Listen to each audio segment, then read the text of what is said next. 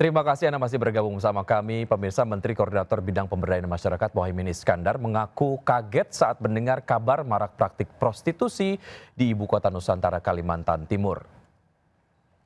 Kabar maraknya praktik prostitusi yang diduga terjadi di sekitar wilayah Ibu Kota Nusantara mulai menghebohkan pada Mei 2025 lalu.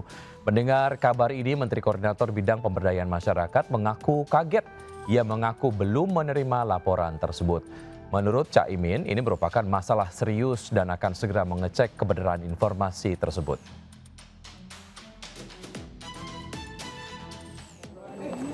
Waduh, masa ya? Iya, terus lagi ada laporan seperti itu. Waduh, Dalam online juga gawat. Kok bisa gawat gitu? Wah, ini harus dicek ini, harus dicek. Apakah cek langsung oleh gimana, Gus? Iya dong.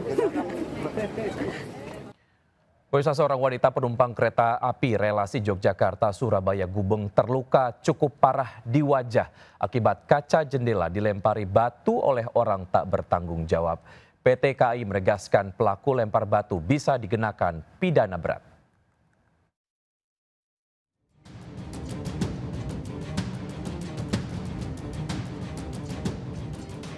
Inilah detik-detik saat seorang wanita menjadi korban aksi pelemparan batu ke kereta Sancaka eksekutif.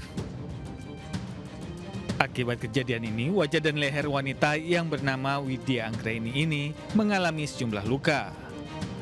Bahkan, dua bola matanya turut terkena serpihan kaca kereta yang pecah. Selain itu, pecahan kaca juga masuk ke rambut dan baju korban. Insiden ini terjadi pada Minggu malam 6 Juli 2025 sekitar pukul 22.25 waktu Indonesia Barat. Usai kejadian, korban langsung turun di stasiun Solo dan dibawa ke Rumah Sakit Triharsi Surakarta. Ya, pemirsa, jangan pernah meninggalkan anak sendirian di dalam mobil. Seorang balita di Ciamis, Jawa Barat terjebak di dalam mobil saat ditinggal kakeknya mengambil air minum. Korban bisa dievakuasi setelah membuka paksa jendela mobil.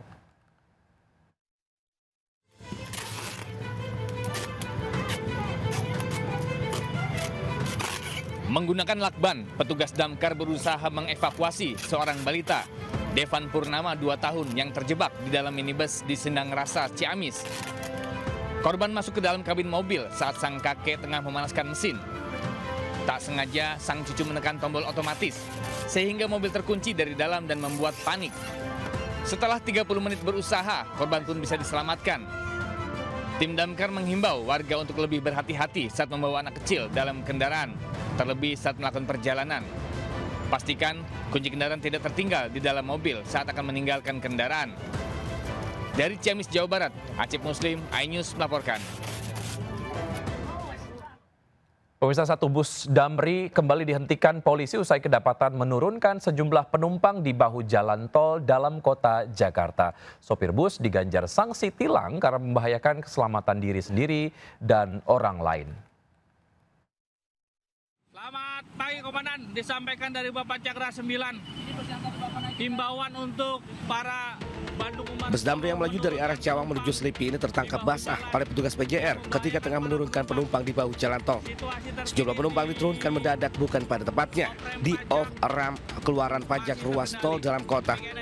Off-ramp adalah jalan pendek yang menghubungkan antara jalan tol ke jalan lain yang biasanya digunakan para pengendara untuk keluar dari jalan tol secara bertahap. Guna memberikan efek jerah, petugas langsung memberikan sanksi tilang manual kepada sopir bus. Petugas juga memberikan imbauan kepada para penumpang agar tidak lagi turun di bahu tol karena sangat membahayakan keselamatan diri sendiri dan orang lain.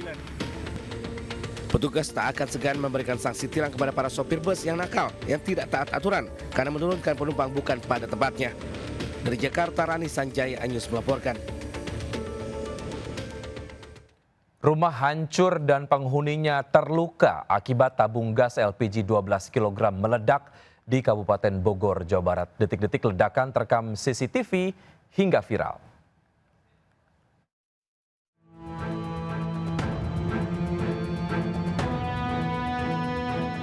Tabung gas LPG 12 kg tiba-tiba meledak dan terekam kamera pengawas di perumahan Rawakalong, Gunung Sindur, Kabupaten Bogor. Akibat ledakan, seisi rumah hancur, termasuk kendaraan yang terparkir di dekat lokasi. Polisi pun menggelar olah TKP dan diduga ledakan bermula saat pemilik rumah akan memasak mie instan. Saat menyalakan kompor, tiba-tiba saja terjadi ledakan hingga pemilik rumah menjadi korban. Dugaan sementara, gas LPG 12 kg mengalami kebocoran pada tabung. Akibat ledakan, penghuni rumah mengalami luka dan sudah dibawa ke Rumah Sakit Polri Kramat Jati, Jakarta. Sementara kasus ditangani Satreskrim Polres Gunung Sindur. Dari Kabupaten Bogor, Jawa Barat, Iwan Setiawan, iNews melaporkan. Pemirsa, 3 pria yang sedang nongkrong diserang sekelompok ataupun kelompok perguruan silat di Bandung, Jawa Barat. Diduga kericuhan dipicu tak terima dilempari korban saat para pelaku menyuarakan knalpot dengan keras.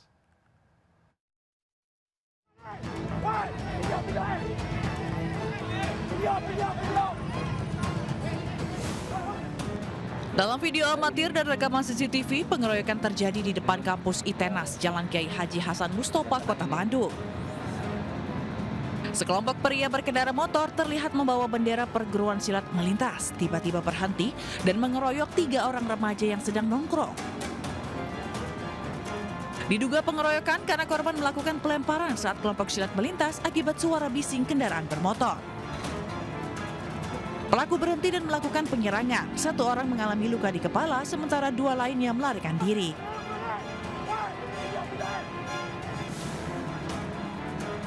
Polrestabes Bandung melakukan pengejaran dengan identifikasi CCTV dan rekaman video. Dari Kota Bandung, Jawa Barat, Yanuar Candika, iNews melaporkan.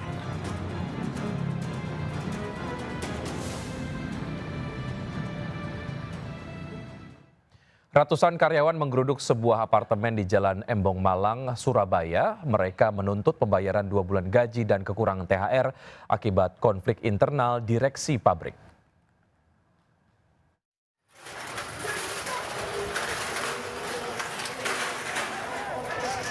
Kericuhan terjadi saat sejumlah karyawan PT Pakrin membongkar besi pembatas di sebuah apartemen di Jalan Embong Malang, Surabaya. Massa aksi berupaya masuk ke dalam apartemen untuk mencari seorang direksi yang diduga tinggal di apartemen tersebut. Aksi unjuk rasa ratusan karyawan yang berasal dari Mojokerto ini untuk menuntut pembayaran gaji selama 2 bulan yang belum dibayarkan, termasuk kekurangan THR tahun 2025. Hingga kini 1.500 pegawai PT Pakrin gajinya belum dibayarkan karena diduga ada konflik internal perusahaan. Hingga kini belum ada keterangan resmi dari PT Pakrin. Namun setelah dimediasi oleh pihak kepolisian, koordinator aksi bertemu langsung dengan direksi perusahaan untuk membahas gaji dan kekurangan THR.